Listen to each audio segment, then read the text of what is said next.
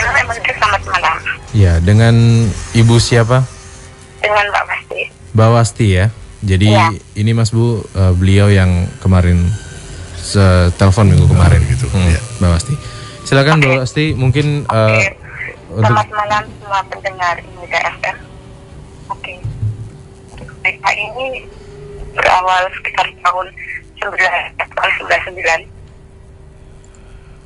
Pada saat itu pas malam minggu itu kan di tempat saya, di kampung saya itu ada acara pertemuan Karang Taruna.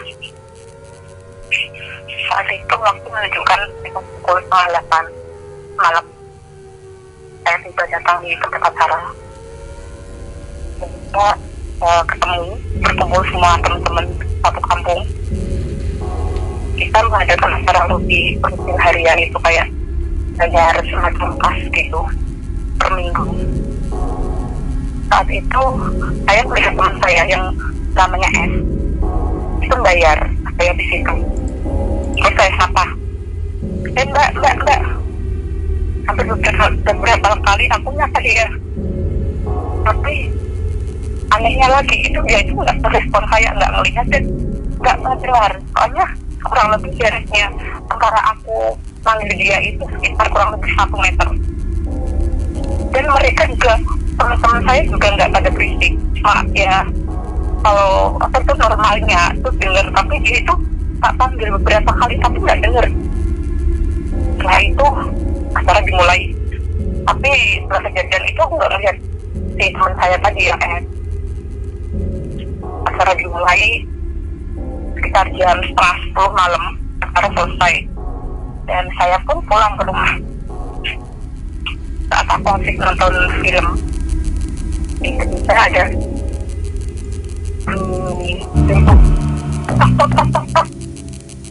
tok gitu.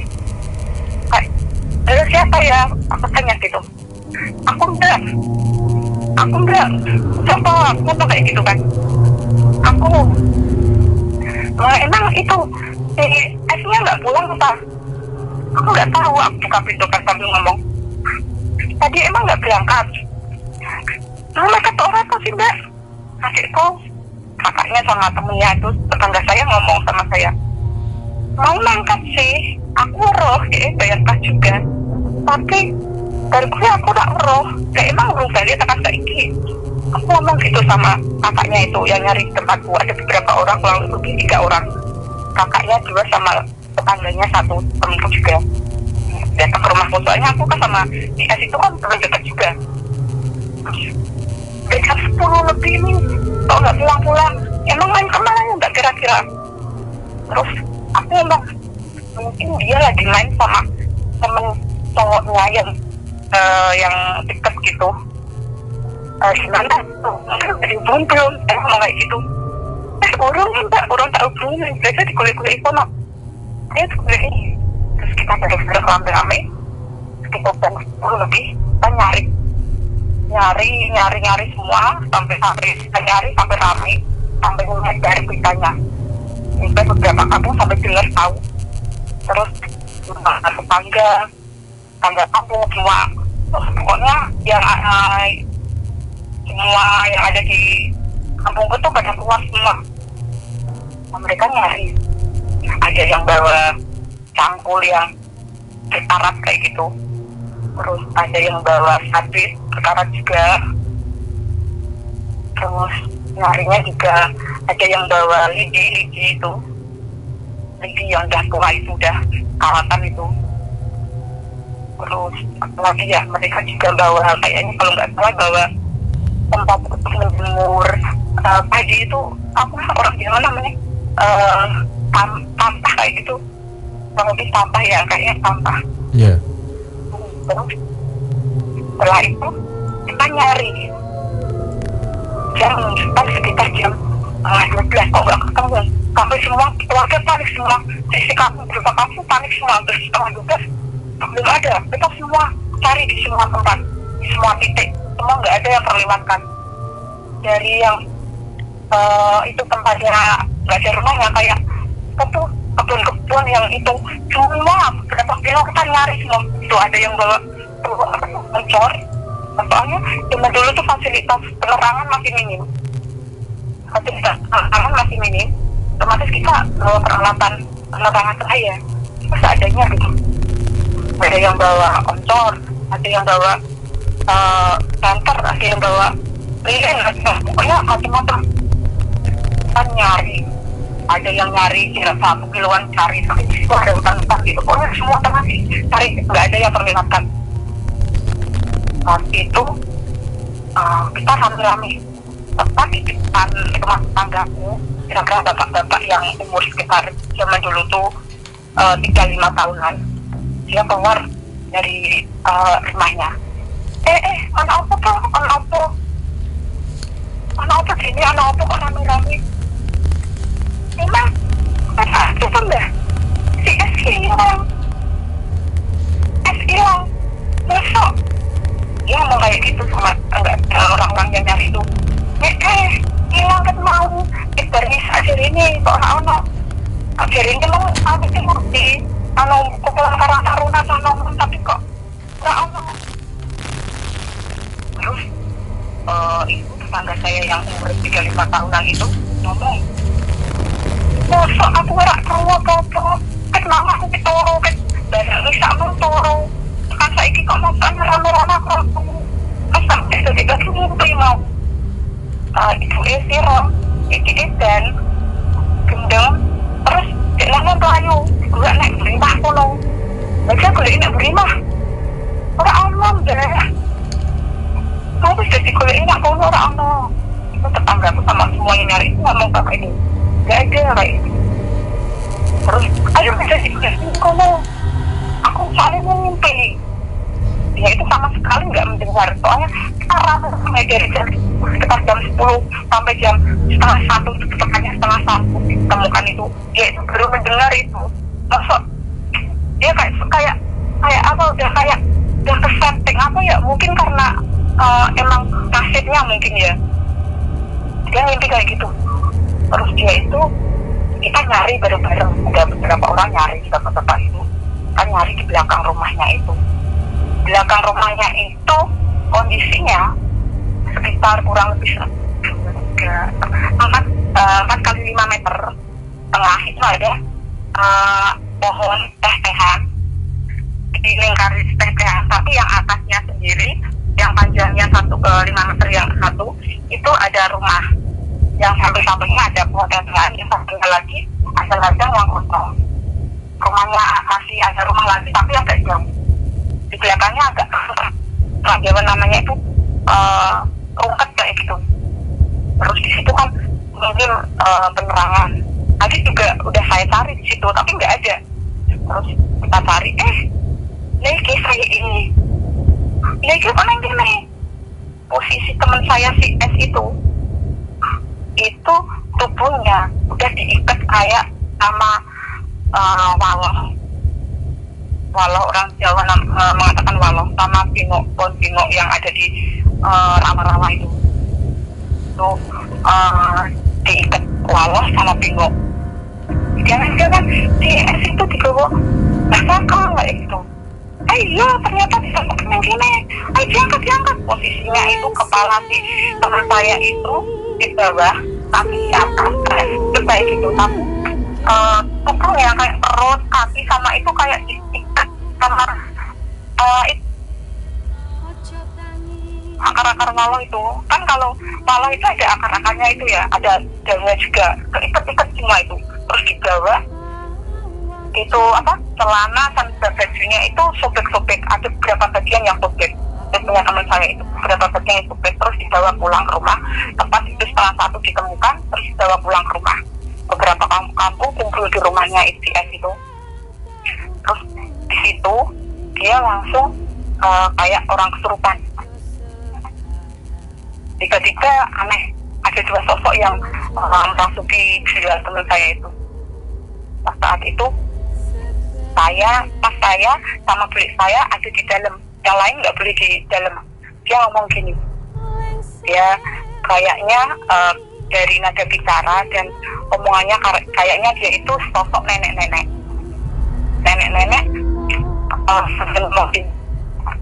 Yo ngalih kabeh. Pas cilik-cilik, wis yo nganti ana sing ning jero. Mengko tak tompeli kabeh, tak ora tak jak lunga. Yo ngalih kabeh, oke aku lunga. Dia sampai ngomong kayak gitu, tapi kayaknya yang ngomong bukan si teman saya, itu sosok lain. Terus tiba-tiba dia selang kurang lebih 1 menit dia agak pingsan gitu, langsung membuka mata lagi, terus dia kembali lagi ke semula. Aku serak kuat banget, teman saya ngomong kayak gitu. Aku serak kuat, aku masih gak lunga mak. Dia ngomong kayak gitu sambil nangis. Aku serak kuat, aku masih gak lunga mak. Memang teko mak, aku hati mak. Dia sambil teriak-teriak kayak gitu. Aku hati mak, gue mak, ngomong sama aku masih gak lunga mak. Tiba-tiba saya langsung pisah lagi. 1 menit, setengah menit kurang lebih. Dia langsung bangun lagi, sosok orang tua itu lagi. Oh, gonah ganti kayak gitu. Terus sempat orang tetua di kampungku tanya gini, aja nempeli anakku putuku ale aku saiki ngomong keluar saiki sumbanganku. Terus dia ngomong gini, saiki sopo kowe karo aku itu untuk aku lahir kowe luwih ngisel teko kowe pikir kita ini sore wani-wani tentang aku ayo nak wani. Dia ngomong gitu. Ada yang diajak ngomong itu sesepuh otomatis kan umurnya lebih kalau nggak salah 50 tahunan lah. Otomatis prediksi saya itu berarti yang merasukin ini umurnya lebih tua dari ini. Dia nggak sampai ngomong kayak gitu. Terus dia sambil nantang-nantang kayak gitu. Tiba-tiba pingsan lagi. Terus dia mungkin lagi kembali lagi ke sosok temanku yang asli. Aku lunga, aku rak kuat. Dia ngomong kayak gitu.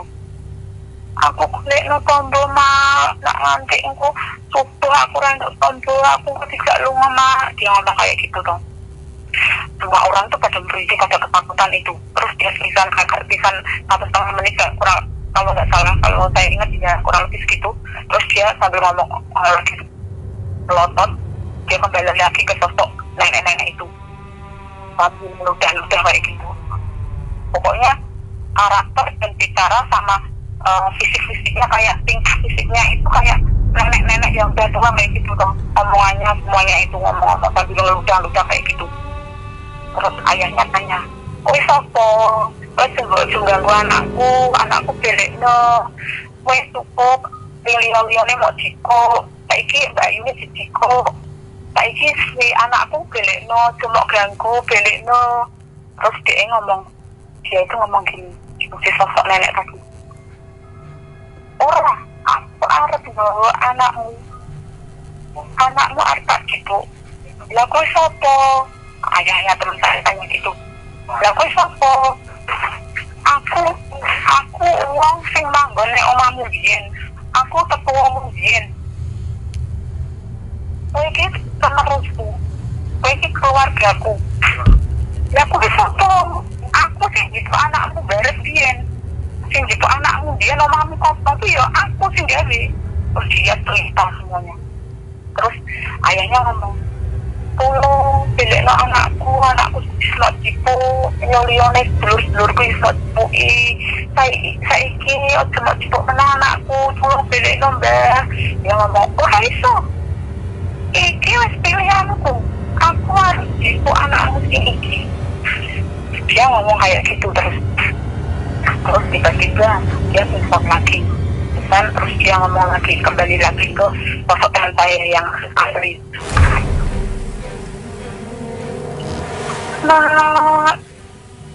Mbak Siti, kowe mau nulungi aku mbak. Aku tolong anak. Saya ngomong kayak gitu, itu kamu mbak. Tidak mak, iya mak. Ngomong kayak gitu, semua pada berhenti. Terus tiba-tiba waktu menunjukkan ketika kejadian itu kurang lebih sampai mau sepuh. Tapi sebelum sepuh kan dia udah ngomong kalau sebelum sepuh harus minta biaya atau apa itu lantaran terus suruh nyembuhin. Ya kan ada satu orang gitu suruh kiai kayak gitu minta doa-doa suruh datang ke situ, tapi kiainya nggak bisa datang, cuma ngasih syarat kayak data apa gitu sama telur kampung yang direbus 2 kalau nggak salah sama air putih. Terus itu datang belum subuh, temanku ngomong lagi, nah aku tadi kuliah ketemu aku malah rumah tenan iki, aku kurang kuat, aku kesel, aku sembayu riwari rene, aku kesel, aku melu. Terus itu ayahnya semuanya pada nangis semua, ojo melu, teman keluargamu ojo melu kae. Orang aku nara kuliah ketemu aku melu ra kuat, waktu ditekan subuh. Temanku mau ngomong kayak gitu, tiba-tiba sebelum subuh itu telur putih yang direbus sama air sama doa-doa apa itu dari kiai itu datang tiba suruh minum berapa kali tadi usapin di mukanya, muka terus sama perut sama kaki, ya kayaknya sama kaki terus diusapin, tiba-tiba dia pingsan terus tidur sampai pagi kayak gitu, kejadian pagi. Terus selang beberapa hari dia masih diem. Kejadian itu dia diem kurang lebih 2 minggu 3 minggu atau bahkan 1 bulan kurang lebih, dia itu kayak aneh gitu loh, kayak teman saya yang habis kejadian itu dia cuma diem gitu. Terus teman keluarganya cari alternatif lain, gimana ya cara nyembuhnya gini. Udah sekarang kasih pesantren aja. Pada saat itu kan mau SMP, terus dia di pesantren. Setelah di pesantren 3 bulan dia pulang udah ceria lagi kayak biasanya. Terus kita tanggap dia, kita tanya-tanya, aku juga tanya sendiri sih ini, aku cerita terus dulu gimana kejadiannya gitu dong. Ini Mbak, kejadiannya waktu itu aku kan bayar, dia ngomong kayak gini, aku kan bayar itu iuran, habis itu aku ngambil tikar di tempatku sama 2 temanku. Terus setelah itu aku ambil tikar tapi dia itu ngerasa mau ke belakang, mau BAB gitu. Terus temanku tadi ngomong katanya, ayo perlaki aku BAB, aku mulus banget terus kunci. Enggak, aku rak wani deh. Aku ki uang begini iki udah takut ulo. Paling zaman dulu itu MTK itu masih minim, penerangan sama MTK itu kampung itu masih minim banget. Terus ya udah sama belum terakhir ini balik ketika Reki nak tak mas balik dia ngomong kayak gitu katanya ceritanya. Setelah saya lihat bayar dia itu terus kemana aku nggak tahu, penasaran. Terus aku tanya ceritanya kayak gitu. Habis dia nganter tikar terus dia pengen balik ke rumah, tiba-tiba dia melihat sosok, katanya itu melihat sosok nenek-nenek di Gapura itu nggak ada penerangan. Gapura itu dia sempat melihat kakak yang nomor 3 itu bawa motor lewat kayak gitu, tapi kakaknya nggak melihat orang tua itu. Dia berjalan diikuti orang tua pakai apa tuh alat bantu tangan kayak gitu. Terus sampai kurang 500 meter ada tangga saya yang umurnya 9 tahun. Dia gitu, Mbak, ayo aku naik nganu buri, naik aku naik iki gak ada gini. Aku rawani soalnya begini aku rawani nak aneh pulau tempat pulau. Zaman dulu itu berarti kan tempatnya jamban tempat ada apa tuh kayak nggak ada lah orang minim zaman dulu. Terus ya udah kalau gitu ya sekarang kilometer aku tak kenal pakai Mbak Was aja. Mbak Was tuh aku dia turun tangga dari jalan raya, dia turun tangga mau menuju ke rumahku, suruh nganterin. Sebelum lewat rumahku itu kan ada dua rumah saling hampir berdempetan, sekitar jarak kurang lebih 1 meter. Rumah sama rumah berdempetan hampir 1 meter, itu kan ada kayak lorong gitu, gelap ada 5 watt kalau nggak salah lampunya, tapi masih gelap, nggak bisa terang. Itu ada tangga, turun tangga kayak tangga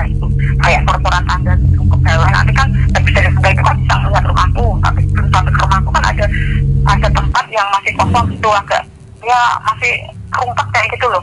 Terus dia di tangga-tangga itu melihat orang laki-laki yang berlumuran darah sambil ngesot, nggak bisa jalan. Itu berapa itu di situ berlumuran darah, dia langsung lari loncat ke tangga-tangga itu mau masuk ke rumahku, tapi tiba-tiba setelah loncat dia itu rumahku tuh udah nggak menjadi rumahku lagi, udah menjadi dunia lain. Kayak ada pohon-pohon pinus yang gelap banget itu katanya, asing tempat itu, bahkan nggak pernah sama sekali dia lihat, bahkan bayangkan pun nggak pernah ada di bayangan dia itu. Terus dia itu di situ, dia berjalan melewatin jalan hampir cuma setengah meter, tapi samping-sampingnya jurang, ada pohon-pohon pinus, pohon apa, tapi gelap, dia nggak tahu jalan, pokoknya sambil lari dikejar itu banyak orang itu, nenek-nenek, ada orang berapa, ada itu banyak yang ngejar gelap, dia lari sampai makanya dia saya lihat sendiri di bagian waktu dia kesurupan itu, dia kan ngomong sampai mungkin posisinya pada saat itu seperti itu. Dia cerita lagi di situ dia dikejar sama nenek-nenek, sama itu banyak beberapa orang itu mau diajak itu, tapi nggak mau. Terus dia disembunyikan sama kakaknya yang meninggal karena kebakaran rumahnya itu. Kamu kesini aja katanya, dia ya nggak ngomong, tapi kayak ngasih konsil gitu loh, kamu di sini gitu katanya kakaknya, tapi nggak ngomong, pakai baju putih sama kakaknya itu, selamatin katanya, kamu di sini aja. Terus dia itu setelah kakaknya pergi, itu orang-orang kasih kayak orang tua sama banyak orang pengajar itu, dia datang lagi sampai suatu ketika itu dia berada di suatu tempat yang terang, banyak pohon, banyak bunga-bunga, banyak taman, pokoknya di suatu taman dia indah banget katanya. Itu dia nemuin sama nenek-nenek yang baik katanya, terus mampir ke rumahnya, kamu sini lagi masak katanya, jangan dulu pakai tunggu itu. Terus kamu kesini ini tak kasih makan sama minum, tapi nggak mau, dia nggak mau, soalnya dilihat itu bukan makanan, tapi kayak dilangsung itu samping dilangsung itu banyak nggak dikasih sama dia. Kayak saat dia kesurupan tuh kayak ngutang kayak gitu. Terus dia diambil anak-anak kecil kayak gitu. Terus di situ ya itu dikejar lagi, soalnya posisinya itu kejar, terus dia umpetin sama kakaknya itu, terus hilang lagi, datang lagi. Setelah itu mungkin bisa diselamatin gara-gara mungkin ditolong sama Allah sama mungkin lantaran sama kiai itu, mungkin menurut saya ceritanya ya. Saya rasa cukup sampai situ. Oke. Masih penasaran maksudnya ini sampai saat ini aku masih penasaran apa itu cerita saya dan kejadian itu yang saya saksikan dan saya alami sendiri, apa benar-benar ada atau apa. Oke. Mbak Wasti, halo. Oke, Wasti. Oke. Untuk yang tadi tangga yang turun itu menuju ke mana, Mbak? Menuju ke rumahku. Cuman ke rumah Mbak? Menuju ke rumahku. Soalnya rumahku itu kan depan rumahku masih ada ladang tanah kosong.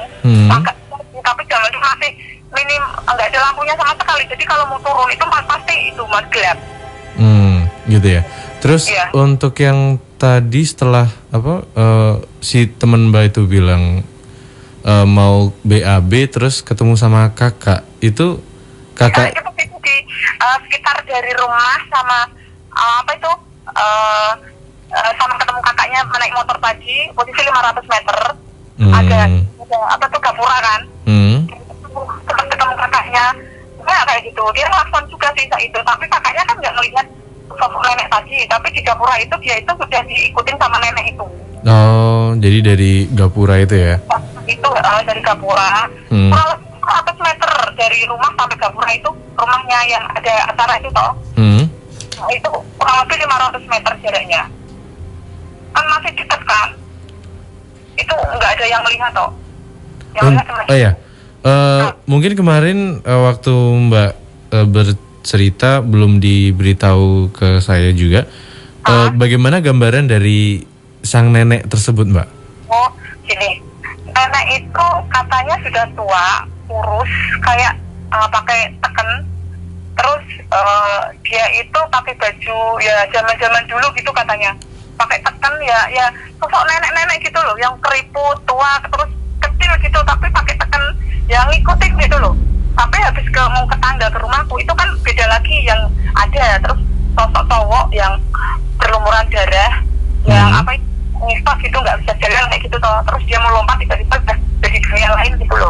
Oke.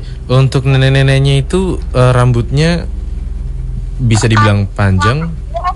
Aku kurang jelas rambutnya ya, tapi menurutku ya kalau nenek-nenek zaman dulu ya mungkin disanggul kecil atau gimana itu mungkin. Enggak tahu, kurang jelas kalau itu. Aku tapi konon katanya ini menurut berita, yaitu salah satu keturunan dari yang kemarin udah tak ceritain itu kan. Ya pesugihan kayak gitu, tapi belum sempat diturunin sama keluarganya, tapi keburu meninggal. Terus yang jinnya itu minta tumbal keturunan, kalau nggak salah konon katanya ceritanya kayak gitu. Berarti untuk yang ditemuin kakaknya itu adalah kakak yang mencari ke rumah Mbak itu? Yang itu kakaknya, yang enggak itu kan yang ketemu di Gapura itu kakak nomor 3, yang dia itu kakak 3, yang pertama Mbak itu Mbak S yang meninggal gara-gara itu kebakaran rumahnya, yang kedua Mbak Is, yang ketiga baru yang ketemu itu, terus baru dia nomor berapa dari berapa bersaudara Mbak? Dia nomor 4 dari 4 bersaudara. Oh ya. Berarti terakhir ya, anak terakhir ya? Iya, anak terakhir itu. Oke. Langsung ke Mas Bu. Mas Bu, ceritanya seperti itu. Monggo silakan. Sebelumnya Mbak Wasti, mungkin ada radio untuk bisa monitor suara dari Mas Bu sendiri? Oh, radio. Sorry, aku nggak ada radio. Nah, ini apa tuh? HP ya. Oh, yaudah. Oke. Nanti kita akan kondisikan aja. Monggo, Mas Bu. Ya, ini sebelumnya Nun Sewu, Mbak Wasti ya. Iya, Mbak Wasti ya, Nun Sewu. Memang ini dari apa? Istilahnya dari awal ya, dari awal bisa dikatakan ceritanya runtut panjang ya Mbak ya, Nun Sewu. Dan ini memang bisa dikatakan apa yang panjenengan lihat saat itu memang ya seperti itu adanya ya. Jadinya kalau saya bilang adanya sesuatu yang belum terpenuhi, kalau bahasa saya seperti itu. Dan ini juga saya sudah saya ilustrasikan untuk gambaran itu ya. Gambaran seorang nenek tadi ya, dengan tadi untuk ya bisa dikatakan, dan Nun Sewu sekali memang ini sebenarnya tidak saya jelaskan, tapi tidak jelaskan secara rinci karena ini nanti yang ditaatkan Nun Sewu adanya satu kesalahpahaman ya Nun Sewu, karena memang hal ini kan tidak bisa dibuktikan dengan sesuatu yang bersifat nyata kan gitu. Dan di sini juga Nun Sewu tetap masih di benang merahnya Nightmare, karena di Nightmare tidak mendapatkan satu penjelasan harus begini harus tidak. Tapi memang kalau bahasa saya mengatakan adanya sesuatu yang belum terpenuhi di urutan ketiga, kalau bahasa saya mengatakan seperti itu. Dan memang apa yang panjenengan lihat ya memang seperti itu adanya. Dan ini mungkin jika terlambat, bisa dikatakan terlambat mungkin beberapa menit, ini mungkin juga akan terjadi hal yang mungkin yang tidak diinginkan, kalau bahasa saya mengatakan seperti itu. Karena ini memang sudah ada satu perjanjian di mana harus ada yang disediakan, karena ya bisa dikatakan mencari rezeki dengan sesuatu yang mungkin kepinginnya instan, kalau bahasa saya mengatakan seperti itu. Jadinya memang ini bersifat turunan ya, dan kalau saya bilang urutan ketiga, kalau bahasa saya mengatakan seperti itu, dan itu belum terpenuhi karena memang sudah ada perjanjian di mana harus menyediakan sekian baru bayar sekian, kalau bahasa saya mengatakan seperti itu. Mungkin itu komentar saya Mbak Wasti Nun Sewu, dan ini sudah saya berusaha untuk mengilustrasikan siapapun itu ya Nun Sewu. Saya tidak jelas siapapun itu, saya sudah berusaha untuk mengilustrasikan ini. Nanti mungkin gambarnya bisa dilihat di Instagram. Di Instagram ya. Oke. Terima kasih Mbak Wasti, ceritanya runtut bagus sekali. Matur nuwun. Waalaikumsalam. Ya, ceritanya panjang ya Mas ya, dan penelpon pertama teleponnya panjang sekali dan runtut. Ini yang minggu kemarin Mbak. Betul, itu yang minggu kemarin, dan memang seperti itu yang saya kemarin dengar, dan juga seperti ini juga, dan lebih lengkap kalau menurut saya. Dan kalau misalkan seperti itu, apakah nanti akan tetap berlanjut, Mas? Oh, biasanya kalau ya logikanya gini, Mas Nunsewu. Kalau sudah ada perjanjian di atas, ada di hitam putihnya misalnya gitu kan, tetap harus ditepati, Mas. Apapun itu resikonya. Apapun itu resikonya, karena bisa dikatakan si pemegang keputusan atau si pemegang perjanjian itu, karena mungkin Nunsewu ya, mungkin sudah tidak ada ya, Mas ya. Kan seperti itu. Karena ini memang saya bilang di tingkatan ketiga harus seperti itu ya. Jadi memang harus menjalankan sekian ya, perjanjiannya seperti itu. Kalau tidak ditepati ya tetap bagaimanapun ya seperti itu, Mas, gitu loh. Memang harus dilakukan gitu. Ya, seperti itu, karena memang perjanjiannya juga seperti itu. Intinya begini, saya bekerja di tempat yang jenengan, gitu. Jelas, kewajiban saya sudah saya lakukan, tapi jenengan juga harus berkewajiban untuk saya juga. Nah, seperti itu, Mas. Kalau mungkin dicontohkan seperti itu. Atau enggak sebaliknya, Mas Ono kerja di saya, ya, terus kemudian jenengan sudah bekerja, terus kemudian saya enggak bayar jenengan. Nah, mungkin kan istilahnya protes juga kan, sama seperti itu juga. Oke. Itu tadi penelpon pertama Kerati Maldi di sesi yang pertama. Silakan untuk sesi yang kedua 7474 182 atau 2 nomor provider yang bisa Anda manfaatkan.